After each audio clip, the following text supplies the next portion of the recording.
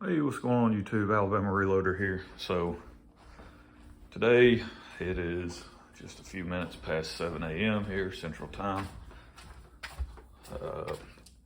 So today's video, I gotta make the bed at some point. But I want to talk about the 280 Remington. Gotta get the stuff to talk about it.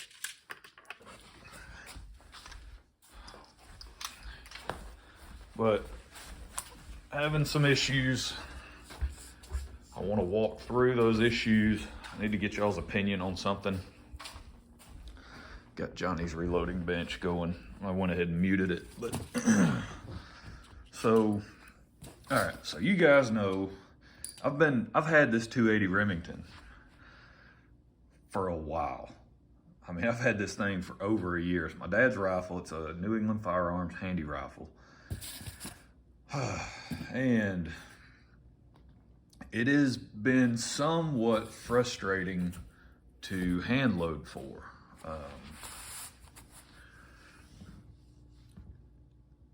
Some of this stuff doesn't even matter. The stuff with the X's don't even matter. This is 30-06 stuff. Just checking velocity and different things like that. But typically, what I see when I'm doing some bullet testing and that type of stuff is, man, it's very finicky and very picky when it comes to load development and all that stuff. So I had tested some Sierra 140 grain Pro Hunters. I tried that out. Didn't really have any good luck whatsoever testing different powder charge weights, and I can't remember if I adjusted seating depth or anything like that. So just not really any good luck testing that particular bullet. So went back to square one. I've got other bullets to test, and I'm using Remington. Let's see here. Remington brass. All of this brass, and I've got probably 60 pieces, maybe more than that, 80, something like that. This was all shot years ago, probably 4 or 5 years ago. We went to the range and shot all of this brass. This is Remington Core Lock ammo.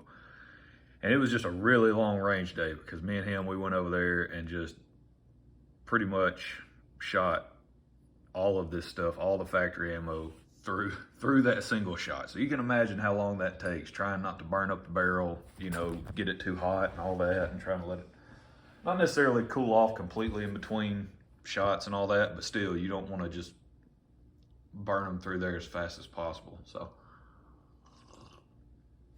man, the sun hadn't been up in the sky too long. It's a beautiful day so far. Yeah, so using Remington brass, first of all, which I've got my, I guess, concerns about that to begin with. And then did various testing throughout time. I've tested different things, different bullets, different powders. Haven't really put a whole lot of time and effort into it. This is the most time and effort I've put into this rifle in over a year. And because I'm really trying to nail this thing down before gun season opens up so I can give it back to him. He's got other rifles to hunt with, but still, I want to get this project done and just get it out of the house. And so, using Remington brass, in the past, I've used whatever large rifle primers I had laying around. I've used S&B, I've used Remington, Federal, and that, but still, again, hadn't really put a lot of time and effort into dialing in that really good load. But typically the groups that I shoot, right? I mean, this is the Nosler 140 ballistic tip.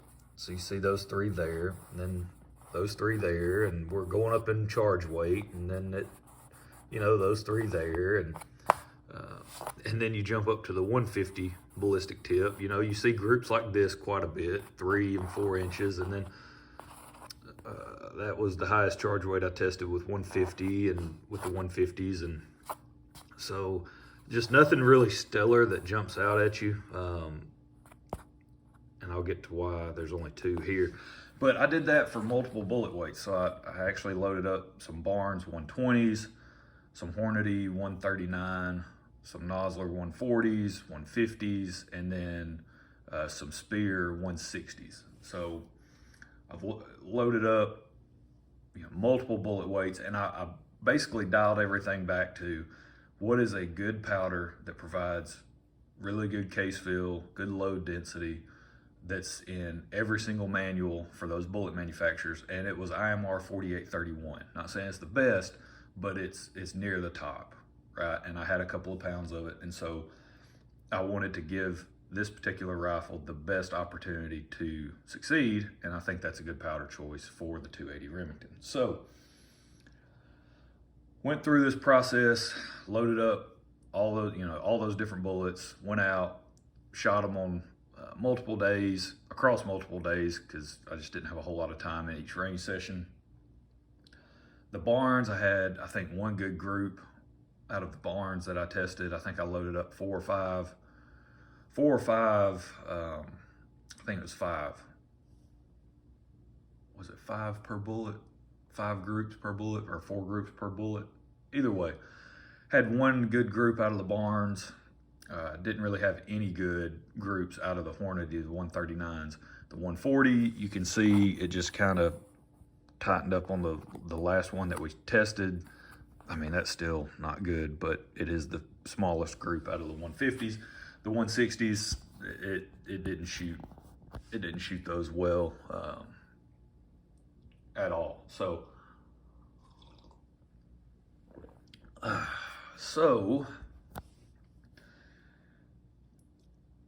what I'm living, and I've asked this question before,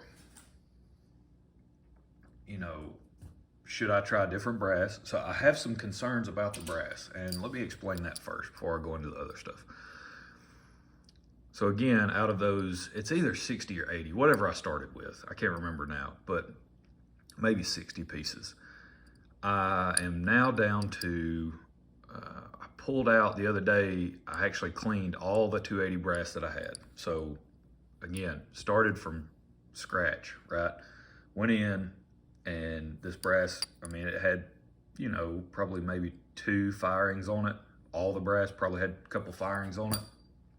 And so I went in, deprimed everything with my lead decapping die, and then just cleaned all the brass. So start to do, you know, inspect the case necks and all that. Well, I ended up having, I think it was 5 or 6 of them that had split necks.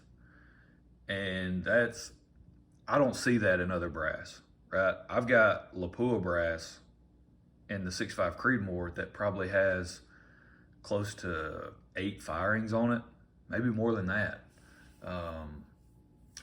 And I've lost 0 pieces of the Lapua brass so far. I mean, there's 0 issues with that brass whatsoever. Other brass for other cartridges that I've reloaded, I've never run into that many split necks or issues out of that small of a sample size, right? You're only talking 60 to 80 pieces, and which is very frustrating. So pulled those out, and then I started to load up some 140s. I was gonna retest, this was 55 grains of IMR 4831, so I was like, all right, well, I'll just go back. I didn't really have any pressure signs, so I'll go back, I'll retest 55, and I'll keep working up in charge weight. According to the manual, the max charge is 56. So we're a grain under max. And if it's showing that it's ever so slightly tightening up as we go up in charge weight, obviously a thought process could be that, all right, well, the higher we go, maybe it'll tighten up just a little bit more. Maybe we'll find something similar. The higher we go, and we can settle in on a, you know, higher load density, better case fill load up near max. So start doing that. Well, then this was the target that I got. So 55 grains, 55 grains. Slight difference in that group size. 55.2. Now, this one does not count. Notice it is X'd out. This is from a different cartridge altogether. There's only 2 shots in this group. 2 shots in this group. 3 in the 55.6. So, again, which we don't know what these groups really look like, but you can tell ain't getting no smaller after that second shot, right? It's not going to get any smaller. So that was probably going to be the best one out of the ones we tested. So again, that's 55.6. So again, you're looking at the last group we test being the best, right? Which is good and bad. Slightly frustrating because now it makes me want to go back and go, okay, let me test 55.6 and see what that looks like. But before we do that, here's the problem.